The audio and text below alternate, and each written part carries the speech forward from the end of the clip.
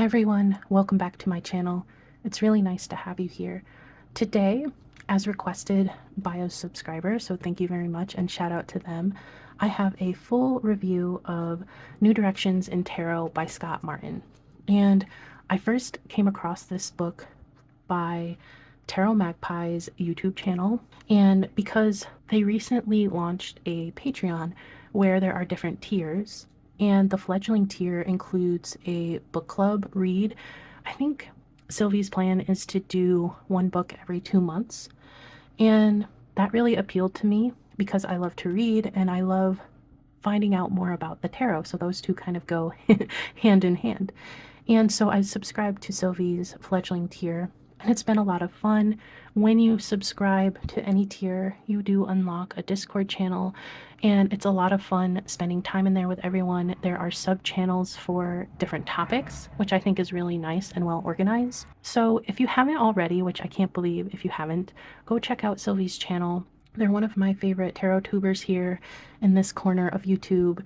Their content is always fresh and exciting and very inspiring, and I'm always looking forward to Sylvie's uploads. So, and if you can, I highly recommend joining me and everyone else in Sylvie's Patreon, whether you can do the first tier or the fledgling tier.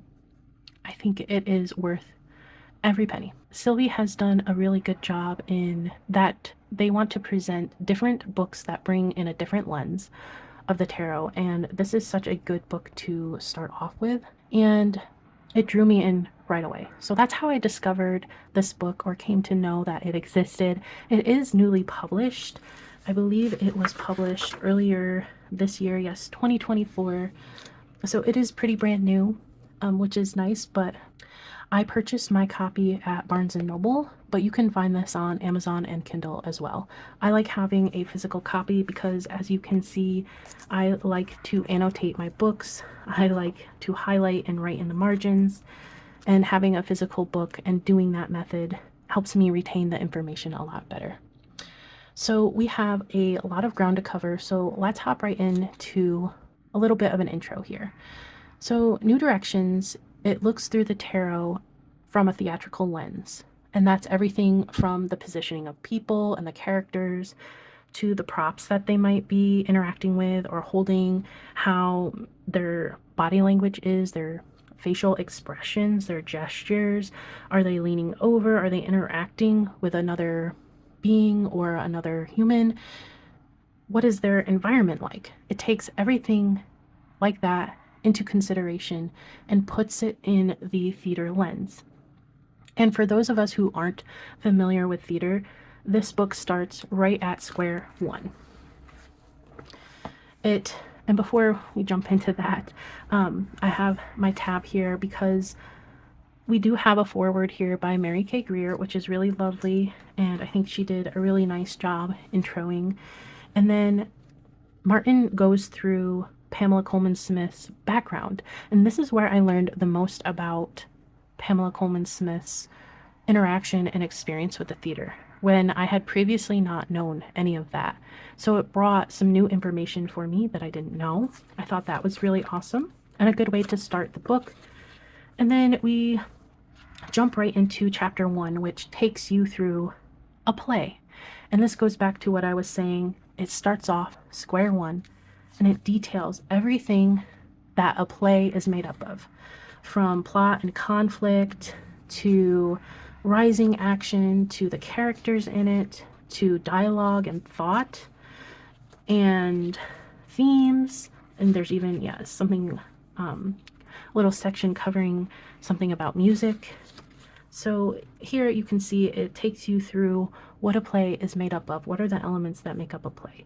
So it really sets you on the ground running, because you can understand, if you don't have prior knowledge of what comprises a play, and then you can kind of see, if you lay out all the suits in their order, how is that a play? What is the plot of it? And Martin asks you to do all of these exercises to take it out of the book, put it on paper, and have you do something, which I think is really nice. I think it's a nice touch. The next thing that we learned about was the proscenium stage, which is the method or the setup of a stage that Pamela Coleman Smith would have been most familiar with. And Martin breaks it up into upstage, stage, and downstage, as well as left stage, center stage, and right stage. And this becomes so foundational to our understanding of the cards and how Pamela Coleman Smith used this knowledge to depict her very famous images. And then Martin goes on to explain, because he also has theater background, which I think is really nice. So he's not just writing this as a beginner, he's very familiar with the theater as well. And he talks about the actors' positions on stage and what that could mean in Pamela's depictions. And it gets into the nuances later on in the book.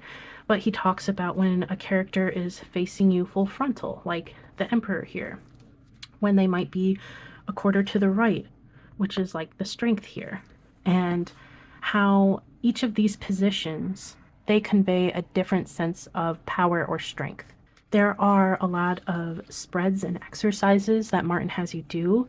This was one of my favorite ones in the whole book, and it's called the Stages of Your Life spread. And it has you go through the early years, middle years, later years, backstage, wings of your life, and in relation to the actual stage and how it's laid out.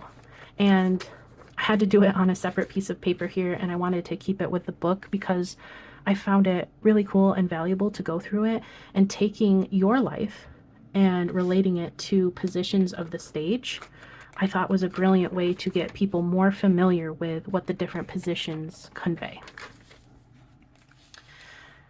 And then the important part, or the part I think that a lot of people are picking up this book for, is then Martin goes into all of the different positions of the stage, of the characters, as we saw in this tab here, right? And he pulls out all the characters that are facing a certain direction. So chapter 6 is all about those who are facing or moving stage right. And stage right is speaking to the actor's right, not our right, because if it was our right, it would be over here, right? And an actor's right is actually our left. So he goes through all of the cards where the character is looking or seems to be moving stage right, which is this way. And a good example, so you can get a little bit of a vibe of how the rest of the book, or this chunk of the book, is set up, is he introduces the title, and then he has the Golden Dawn title here, which Pamela Coleman Smith would have had to reference or not in creating her images. And so Martin takes us through the scenery and everything else that makes up this card. He talks about the dark clouds in the sky and how the water is choppy, and that the main character here, he's taking the most presence in the stage, on the stage of the card, so he has the most power. And he's got a green tunic with red, and that the wind is like blowing, it looks like a strong gust of wind from stage right. And it goes on to say how that means he might be anticipating a return because he's bested these people in the fight. He might be weighed down by the swords he's carrying. And you can see the different positionings of the swords, the different positionings of his feet and his hands and his head. And then he briefly touches on the other characters. They might be walking away in defeat because their backs are turned to us, which Martin explains is the most vulnerable position that a character in a play and within the tarot can take on, is when their back is fully facing us. So it walks through each of the cards that are moving stage right. And this is that group, and it's a pretty large group. And then we move on to those who are isolated from the world or facing full front, and what those cards could be saying. And again, this is just within the minor arcana. Characters with backs to the audience, facing the audience in full open front position, and that's different from the isolation because these seem to be blocked off in some way. They aren't fully open, right? His arms are crossed and around his pentacle. She is bound. His arms are crossed here and he's seated. His, again, arms are crossed and he's seated. So that's different than being full and open in a front position, which I think is a great nuance to go over in a book like this. And it continues on through, and then there is a whole slew of spreads in chapter 15 that you can do. And I would like to say, take your time with this. Don't rush through it. You might want to rush through it because it's all very fascinating stuff. I think Sylvie was onto something when they decided to do this over 2 months, because although it's not a very long book at all, it is chock full of exercises and spreads that you should do. And doing too many in one sitting, I think, kind of hinders the power of the lesson being taught. So just really take your time with it. So some of the positives about this book is that overall it improved greatly my understanding of tarot by approaching it as a play and taking a look at the minors, which a lot of books don't spend enough time in my opinion. And it even breaks it up by the suits and the elements, numbers. The court cards are a chapter and feature in here, which I think is really great because, as you know, the court cards can be one of the most confusing parts of tarot to get a grasp on. And I think that viewing them as characters in a play, it will be really, really helpful to your understanding of the courts in a different, stronger way. Another thing is that this book is short and sweet and very easy to read. Martin really has a great way of making the content easy to understand. And although it all was pretty much brand new to me, I didn't find that I was confused at any point. I think he covered a good amount in each chapter so that it wasn't overwhelming.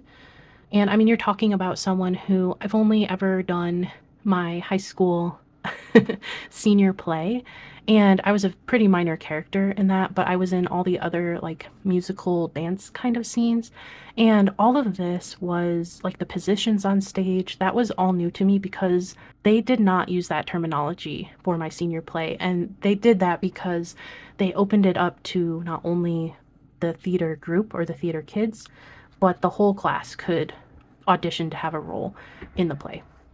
So they were trying to keep it as easy as possible to direct. Anyway, with that being said, I was able to fully grasp everything that Martin was covering, even though it was pretty unfamiliar to me. I think the most enjoyable part for me about this book was learning about the theater and understanding that that was the background that Pamela Colman Smith had when creating the tarot.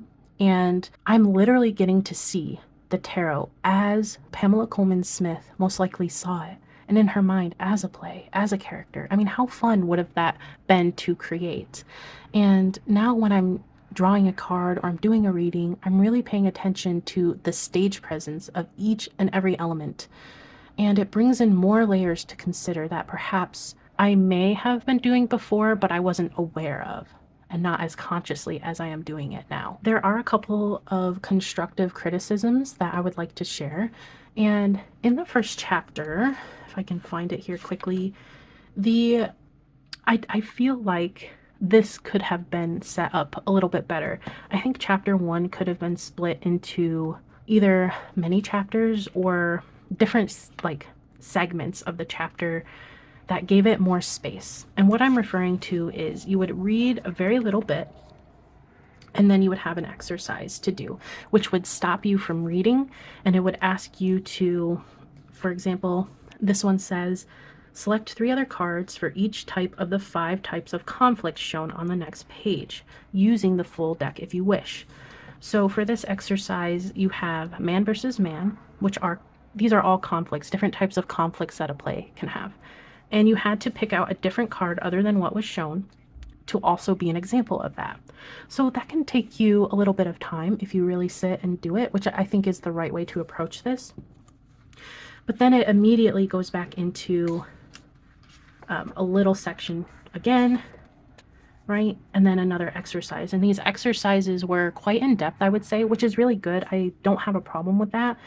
But doing it this way in all one chapter made it feel very choppy. And then you would read a little bit and then be thrust into an exercise that took longer to complete than reading the little bit before. The flow would be you would read a little, pause, do the exercise, continue reading for a few sentences, pause, do another exercise, and so on. And I am one, and how I operate is if I do not do the exercises when the book is calling for me to do it.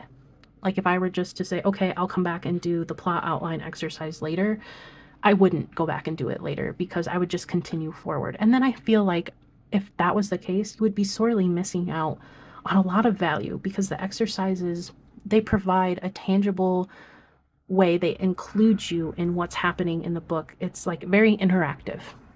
And I like that a lot about this book, but I think that the first chapter could have been organized a little bit better so that it wasn't so choppy.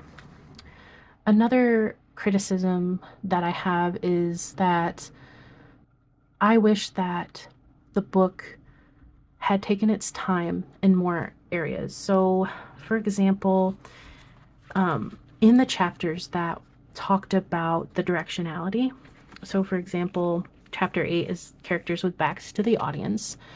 I wanted more.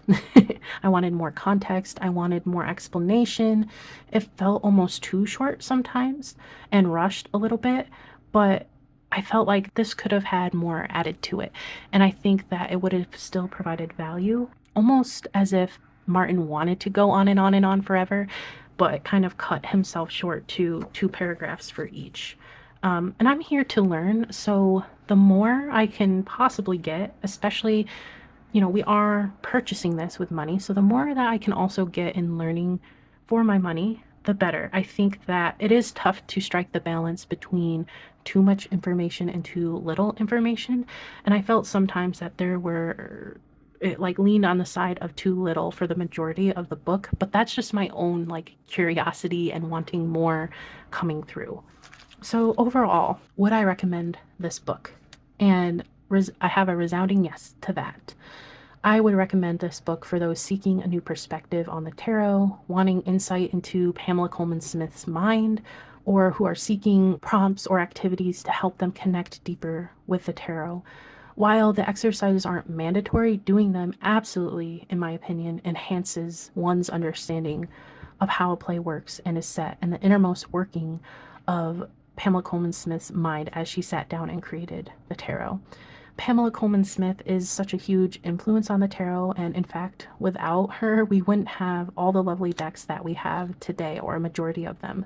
Her background is super important to how she created the RWS. So whether or not you are a seasoned tarot enthusiast or just beginning your journey, I guarantee that you will walk away having learned something new and thinking about the tarot in a new perspective. I believe I've gotten all my thoughts out about this book. If you've read this, what did you enjoy most? If you haven't read this, is it on your wish list? Are you interested at all? Let me know any of your thoughts below. And give this video a like and subscribe if you would like to see more book review content such as this and other tarot related content. Thank you so much for spending some time with me today, and until next time, see you around.